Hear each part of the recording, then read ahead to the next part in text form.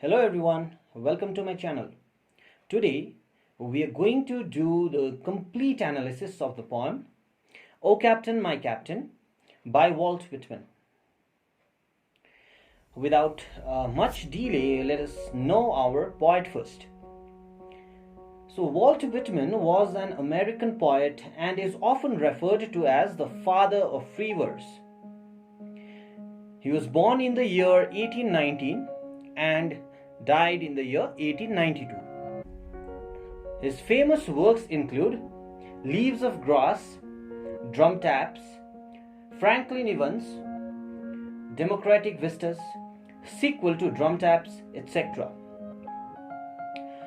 Talking about this poem, O Captain, My Captain, it was written in the year 1865 after the assassination of the 16th President of America, Sir Abraham Lincoln, and was first published in the pamphlet sequel to Drum Taps that contained 18 poems on the American Civil War. This poem, O Captain, My Captain, is an elegy. Elegy is a poem or song that expresses sadness, especially for somebody who has died.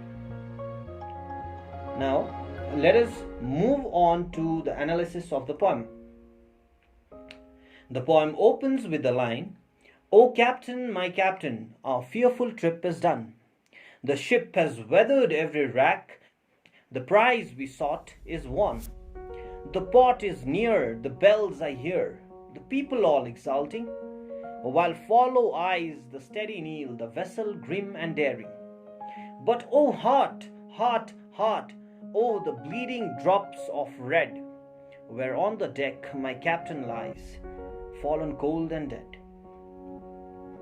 In this stanza, the poet describes a ship that has completed its very dangerous voyage successfully, and there are people celebrating its success by ringing bells, clapping and shouting. The poet himself is also one of the sailors or the crew in the ship and tells his captain, the captain of the ship, that along the shore the people are celebrating their victory. But the poet becomes sad and surprised to see that his captain is bleeding and has died on the deck of the ship. But all these lines have a very deep figurative meaning. In the first line itself, captain refers to Sir Abraham Lincoln, the 16th President of America. Fearful trip here is the American Civil War, and the ship here means America. This is the use of metaphor. This entire poem is an example of an extended metaphor. All the crew members of the ship here refers to the people of America, including the poet himself, and under the leadership of Sir Abraham Lincoln, they have stood victorious in the dreadful American Civil War. The ship has weathered every wrack. The prize we sought is won. The ship has faced a lot of challenges. Their country, America, faced all the troubles, all the challenges, but they have won, and thus the people are celebrating the victory. While follow eyes the steady kneel, the vessel grim and daring, but oh heart, heart, heart, oh the bleeding drops of red, where on the deck my captain lies, fallen cold and dead. Here the vessel grim and daring refers to the ship, that is America. Now inside the ship, the poet saw his captain bleeding. He saw his captain dead. Inside the ship means in the country itself. Ship is referred to as America, and inside the ship means in the country, in America itself. The poet found his captain, or Sir Abraham Lincoln, dead, and he could not believe his eyes. His sadness has been reflected in the fifth line, but oh heart, heart, heart. The repetition of this phrase tells us about his grief. In the second stanza, the poet says, O captain, my captain, rise up and hear the bells. Rise up, for you the flag is flung, for you the bugle trills. For you bouquets and ribbons red. For you the shores are crowding. For you they call the swaying mass, their eager faces turning. Your captain, dear father, this arm beneath your head. It is some dream that on the deck you've fallen cold and dead. The poet here could not believe what he saw. He tells his captain to rise up to see how people are celebrating their victory. He tells him all this would have been impossible without his guidance. The poet tells his captain to rise up and see that the flag is flung for him and the trumpets are played just for him. The crowd is gathered just for you. Rise up and see. But the captain is still lying down. He is not moving, not breathing. The poet calls him father because the captain, here Sir Abraham Lincoln, has guided his forces and his countrymen like any father guides his children.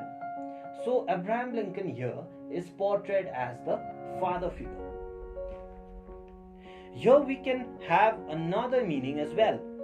The bells were rung, the trumpets were blown, the flag was flung, crowds had gathered, bouquets, ribbons, etc. All these are quite common in funeral as well.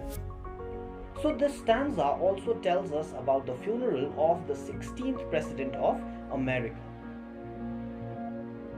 We move on to the third stanza. The third stanza, poet writes, my captain does not answer, his lips are pale and still. My father does not feel my arm, he has no pulse nor will. The ship is anchored safe and sound, its voyage closed and done. From fearful trip the victor ship comes in with object won. Exult, O shores, and ring, O bells, but I with mournful tread walk the deck, my captain lies fallen cold and dead. The captain of the ship has died because he is not speaking. His lips are pale. He has no pulse. Definitely the captain has died.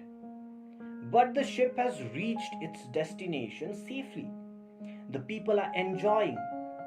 But the poet is very sad, as the person who brought them home safely is no more.